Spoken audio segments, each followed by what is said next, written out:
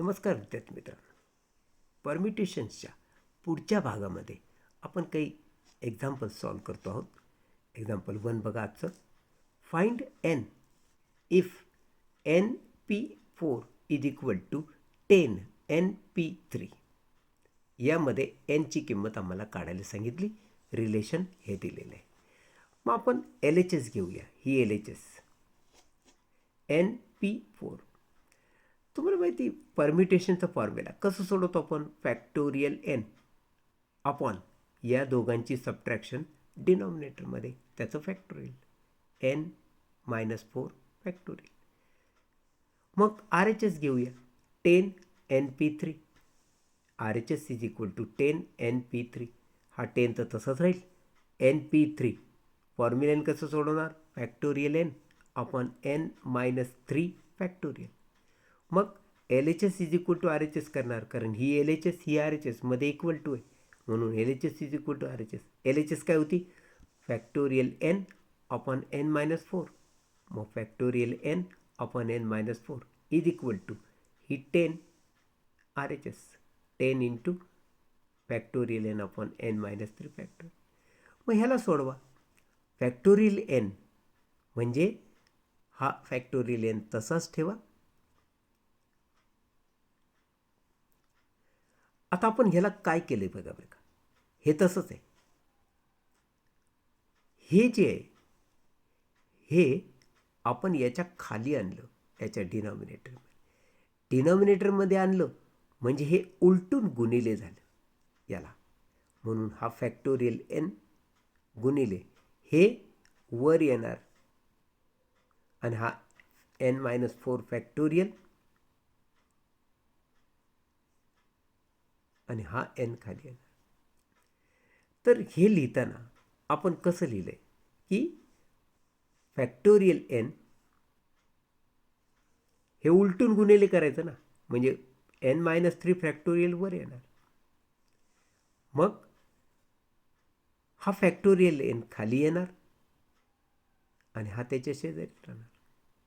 म्हणजे हे थोडक्यात हे आहे, तर हे जे आहे ते हे आहे, उलटून गुणिले. अशा रीतीनं फॅक्टोरियल n कट झाली, उरले हे दोघं. आता आपण या फॅक्टोरियल n-3ला पुढं एक्सटेंड करायला लागू, एक एकनं कमी करत जाऊ. म्हणजे हा n-3 पहिल्यांदा लिहायचा, ह्याच्यातून एक कमी केला म्हणजे -3 -1 म्हणजे ते होणार -4. म्हणजे n-4 इथं मी थांबणार, कारण छेदात पण n-4 फॅक्टोरियल आहे ना, म्हणून पहिल्यांदा लिहिलं मी n-3. मग याच्यातून एक कमी केला, इथंच मी थांबलो. Factorial n-4 factorial n-4 cut, म्हणजे उरलं n-3 इज इक्वल टू 10. हा 3 इकडे नेला, प्लस झाला, n इज इक्वल टू 13 आला. एक्झाम्पल 2.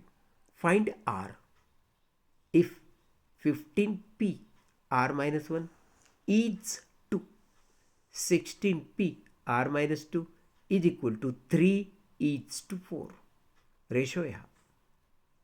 हे भागिले हे बरोबर हे भागिले हे असं त्याचा अर्थ होतो, म्हणून मी तसं लिहिलं. याला सोडवतो मी. 15 फॅक्टोरियलमध्ये लिहितो, अपॉन या दोघांची सबट्रॅक्शन करतो. 15 मायनस r-1 आणि फॅक्टोरियल देतो. हे NPR च्या फॉर्म्युलेने लिहिलं मी. हे factorial n upon n-r factorial. n म्हणजे हा r- हे, या दोघांची सबट्रॅक्शन भागिले हे रेशोचा अर्थ भागिले. परत याला तसंच लिहायचं, 16 फॅक्टोरियल आपण या दोघांची सबट्रॅक्शन फॅक्टोरियलमध्ये इज इक्वल टू हे 3:4 असं लिहायचं, 3/4. त्यानंतर पुढे याला सोडवायचं आपल्याला. हा फॅक्टोरियल 15 आहे, हे भागिले जसंचे तसं आहे. हे जे भागिले आहे मी याला उलटून गुणिले करतो, म्हणजे 16 मायनस r-1 वर आणि हा 16 खाली, म्हणजे इज इक्वल टू 3/4. मग काय झालं? फॅक्टोरियल 15 याचा अर्थ काय झाला? 16 + 2 म्हणजे 18 मायनस r फॅक्टोरियल. 15 + 1 म्हणजे 16 मायनस आर फॅक्टोरियल, आणि हा 16 फॅक्टोरियल जसा तसा इज इक्वल टू 3/4. आता पुढं बघ, 18 minus R, 18 minus R minus 1, 18 minus R minus 2, असं आपण फॅक्टोरियल सोडवत गेलो. इथं आपण थांबलो, कारण 18 मायनस 2 होणार 16 मायनस आर, जे की ऑलरेडी छेदामध्ये आहे 16 मायनस आर फॅक्टोरियल इंटू, मग 15 फॅक्टोरियलपाशी थांबलो, कारण छेदामधला जो 16 फॅक्टोरियल होता त्याला जर आपण सोडवलं तर 16 इंटू फॅक्टोरियल 15 होणार is equal to 3/4. 15 factorial 15 factorial cut, ही वजाबाकी येते 16 मायनस आर, म्हणजे हा 16 मायनस आर फॅक्टोरियल आणि छेदातला 16 मायनस आर फॅक्टोरियल कट केला तर खाली उरलं 18 मायनस आर, आणि ही वजाबाकी जर केलीस तर 17 मायनस आर अपॉन हा 16 इथं इज इक्वल टू हा 3/4 लिहिला. आता आपल्याला काय करायचं माहिती, हा 16 क्रॉस मल्टिप्लिकेशन इकडे न्यायचा, म्हणजे 18 minus R 17 minus R is equal to 3 into 16 upon 4. 4 जा 16 असा भाग केला, म्हणजे हा जो गुणाकार आला तो मी इथे लिहिला 3 इंटू 4. आता आपण ह्याला सोडवत नाही बसायचं, कसा विचार करायचा बघ, 18 मायनस आर हा पहिला factor is equal to R H एसचा हा पहिला दुसरा factor, 18 minus R is equal to या आर एच एसचा दुसरा फॅक्टर, 17 मायनस आर या आर एच एसचा पहिला फॅक्टर. असं का केलं, ही 18 मोठी आहे म्हणून फॅक्टर मोठा घेतला इथं, 17 याच्यापेक्षा लहान आहे म्हणून याच्यापेक्षा लहान फॅक्टर इक्वेट केला. अशा रीतीनं 18 minus R is equal to 4 येईल, किंवा 17 minus R is equal to 4. दोन्हीही पद्धतीत तुम्हाला आरची किंमत सेम मिळाली पाहिजे किंवा मिळणार. मग 18 मायनस हा 4 इकडं आणा, आर इकडं न्या, प्लस होणार 18 मायनस 4 म्हणजे आरची किंमत झाली 14. हा 3 इकडं आणा, आर इकडं न्या, म्हणजे 17 minus 3 is equal to R होणार 17 मायनस 3 दॅट इज 14. आरची किंमत दोन्हीकडं आरची किंमत सेम मिळते. हीच तर या अरेंजमेंटची वैशिष्ट्य आहे. थोडक्यात आर इज इक्वल टू 14 तुम्हाला मिळाला, जो आर तुम्हाला काढायला विचारला होता. थर्ड क्वेश्चन बघ, how many 3 digit numbers divisible by 5 can be formed out of 3, 4, 5, 6, 7 if एक no digit is to be repeated, 2 a digit may be repeated any number of times. म्हणजे या कंडिशनमध्ये डिजिट रिपीट करायचा नाही, या कंडिशनमध्ये तुम्ही डिजिट रिपीट करू शकता. दुसरी महत्त्वाची गोष्ट, आम्हाला जो नंबर बनवायचा आहे तो हे डिजिट वापरून, ही संख्या वापरून, आणि महत्त्वाची गोष्ट म्हणजे जोही 3 अंकी संख्या तुम्ही बनवणार यापासून त्याला 5ने भाग गेला पाहिजे. ह्या अंकांचा वापर करून 3 अंकी संख्या जे तुम्ही बनवणार, नंबर तुम्ही बनवणार, तो डिव्हिजिबल बाय 5 असला पाहिजे बरं का. आपल्याला काहीतरी विशिष्ट कंडिशन लक्षात ठेवावं लागेल की कसा बनू शकतो डिव्हिजिबल बाय 5 नंबर. पहिली गोष्ट आम्हाला 3 अंकी संख्या करायची, आणि दुसरी गोष्ट ती 5ने भाग जाणारी असावी. We know that a number is divisible by 5 if there is 0 or 5 in the units place. तुम्ही 3 अंकी संख्या बनवणार ना, फॉर एक्झाम्पल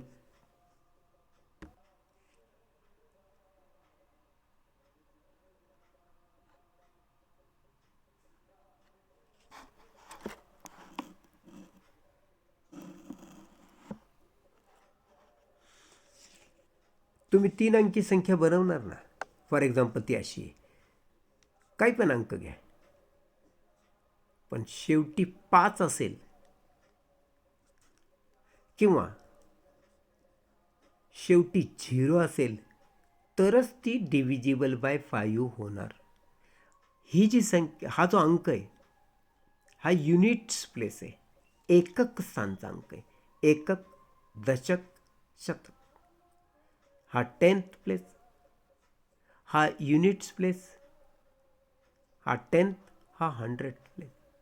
म्हणजे युनिट प्लेसचा अंक जर 5 किंवा 0 असेल तरच याला 5ने भाग जातो, हे लक्षात ठेवा. हे अंक काही असू द्या, पण हा युनिट प्लेस जर 0 किंवा 5 असेल तरच याला 5ने भाग जाईल. समजा तुम्ही हा अंक असा लिहिला तर याला 5ने भाग जात नाही, लक्षात ठेवा. या 3 अंकी संख्येला 5ने जर भाग जायचा असेल तर शेवटी 0 किंवा 5, म्हणजे युनिट प्लेस 0 किंवा 5 असला पाहिजे अंक, हे लक्षात ठेवायचं. आता दुसरी गोष्ट अशी, इन द गिवन डिजिट्स, म्हणजे जे नंबर आम्हाला दिले, there is no 0. So only 5 is in given digits. फक्त ते दिलेले अंक आहेत आम्हाला, त्या अंकामध्ये 0 तर नाही आहे, म्हणजे फक्त 5च आहे. To form a 3 digit number divisible by 5, units place is filled by 5 in single way. मग आता राहिला प्रश्न, आपल्या जो एकच ऑप्शन आहे तो म्हणजे 5चा. तुम्ही युनिट प्लेस फिक्स्ड 5 ठेवायची, ती बदलायचीच नाही, कारण बदलता येणार नाही. बदलायला चान्स होता 0चा, 0 ठेवू शकता पण 0 तर दिलेलं नाही.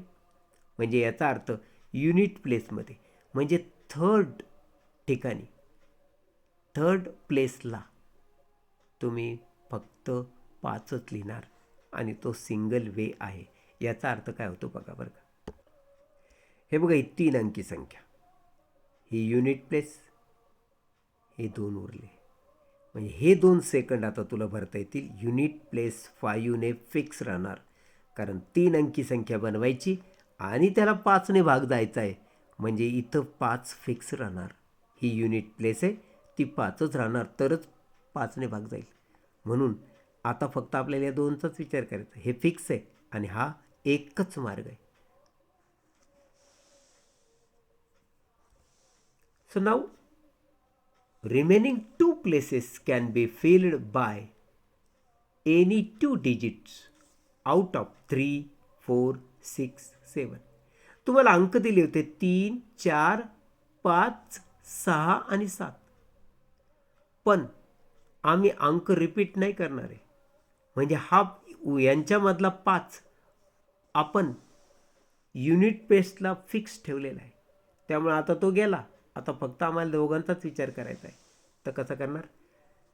That is 4 numbers, select 2 numbers in, म्हणजे उरले आता 4च नंबर. या 4 नंबर्सपैकी आम्हाला 2 सिलेक्ट करायचे इन 4p2 वेज, आणि ही 5ची जागा तर फिक्स आहे एकदाच. हा एक कशाचा आला लक्षात ठेवा, हा युनिट प्लेसला 5 केवळ एकच ठिकाणी भरता येणार आहे, म्हणून आपण इथं 1 लिहिलेलं आहे. आणि 4 उरलेल्या लेटरपैकी 2 आम्हाला सिलेक्ट करायचे. हा 1 आणि हे 2 मिळून 3 अंकी संख्या होईल, म्हणून आता उरलेले 2 अंकांचाच फक्त आम्हाला विचार करायचा 4 पैकी. म्हणून 4 फॅक्टोरियल, आपण यांचे सबट्रॅक्शन 4 - 2 फॅक्टोरियल इंटू 1. याला जर सॉल्व केलं तर 4 × 3 × 2 फॅक्टोरियल पैसे थांबायचं, आणि यांची सबट्रॅक्शन येते फॅक्टोरियल 2. हा फॅक्टोरियल 2 फॅक्टोरियल 2 कट, 4 3 जा 12. म्हणजे आम्ही 3 digit numbers which is divisible by 4 can be form in 12 ways. आता आम्हाला रिपिटेशन अलाउड असल्याचं टाईप बघायचं आहे. म्हणजे काय होतं, to form 3 digit number divisible by 4, repetition of digit is allowed. Here unit place is filled by digit 5. परत unit place 5ने भाग जायचा आहे हे फिक्स आहे, म्हणून युनिट प्लेसची जागा 5ने सिंगल वे भरली जाणार. आता रिमेनिंग 2 प्लेसेस, आता उरले 2 प्लेस. ही 5 फिक्स आहे, आता उरले हे 2. फक्त आम्हाला इथं रिपिटेशन अलाउड आहे, म्हणजे हा 5 परत आपण इकडं सुद्धा घेऊ शकणार या ठिकाणी, हे लक्षात ठेवा. रिपिटेशन अलाउड म्हणजे हा 5 इथं फिक्स नाही, तो इथं तर ठेवलाच ठेवला, तुम्ही तोच इथं पण घेऊ शकता.